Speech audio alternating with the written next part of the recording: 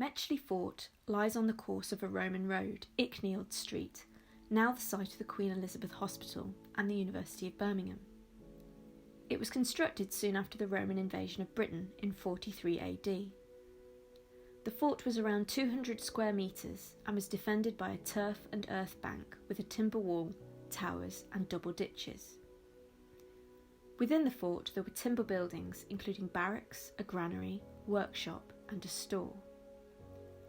Around 70 AD the fort was abandoned but later reoccupied, only to be abandoned again in 120 AD. What is interesting about the fort is that it would have been one of the places in the area where Latin was heard.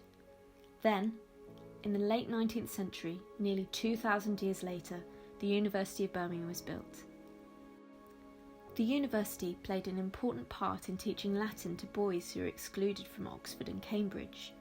This is because only members of the Church of England were allowed to attend those universities, and in Birmingham they were mostly nonconformists.